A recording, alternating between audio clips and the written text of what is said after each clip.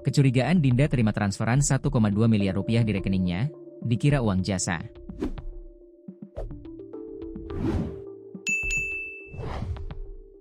Dinda, mahasiswi asal Ogan Komering Ulu, Oku, merasa curiga ketika menerima transferan uang dalam jumlah cukup besar yakni 1,2 miliar rupiah di rekeningnya.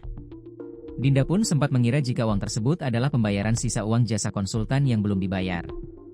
Namun, Dinda merasa ada yang janggal setelah ia ternyata diminta untuk mencairkan seluruh uang yang diterimanya itu. Enggan terseret lebih jauh, Dinda pun menceritakan apa yang dialaminya ke awak media serta melaporkannya ke KPK. Mahasiswi semester akhir itu menduga jika uang miliaran tersebut adalah uang korupsi. Seperti diketahui, KPK tengah menyelidiki kasus suap proyek di Dinas PUPR setelah operasi tangkap tangan, OTT, pada Sabtu, 15 Juni 2025. Mereka menangkap 6 tersangka, yaitu Kepala Dinas PUPR Oku Nopriansyah, NOP, anggota Komisi 3 DPRD Oku Ferlan Juliansyah, FJ, Ketua Komisi 3 DPRD Oku M. Fahrudin, MFR, dan Ketua Komisi 2 DPRD Oku Umi Hartati, UH. Kemudian, 2 orang tersangka dari kalangan swasta yaitu MFZ, M. Fauzi alias Pablo, dan S. Ahmad Sugeng Santoso. Mengetahui kondisi itu, Dinda lantas menceritakan kejadian itu kepada media sekaligus meluruskan pemberitaan yang beredar pada Kamis, 19 Juni 2025, malam. Mahasiswa Fakultas Hukum itu awalnya menjelaskan hubungan dirinya dengan satu di antara tersangka, Pablo. Dinda diketahui bekerja di Biro Konsultan Perpajakan dan kebetulan mengurus masalah pajak perusahaan yang dikelola Pablo. 2 hari setelah OTT, dia diminta mencairkan uang 1,2 miliar rupiah yang terkirim ke rekening atas namanya. Dinda mengaku memang membuat rekening yang khusus untuk keperluan operasional pekerjaannya sebagai konsultasi perpajakan.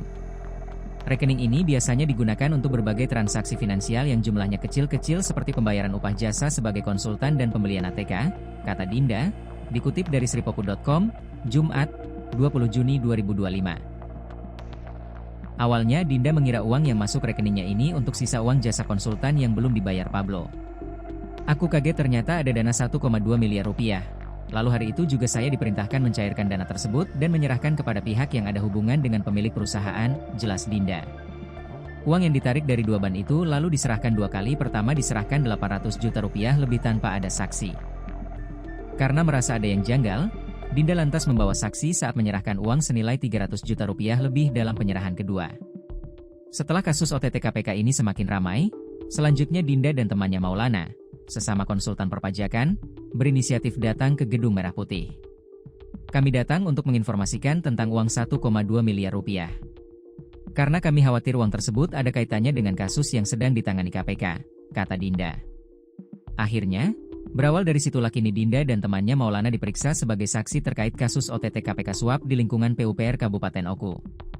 Dinda dan Maulana dimintai keterangan saksi dari pihak Pablo yang kini sudah menjalani proses persidangan di Pengadilan Tipikor Palembang.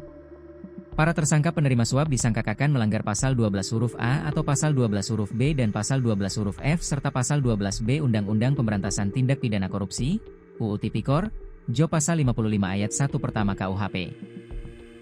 Sementara itu, 2 tersangka dari pihak swasta, yakni MFZ dan S, disangkakan melanggar pasal 5 ayat 1 huruf A atau pasal 5 ayat 1 huruf B UU Tipikor.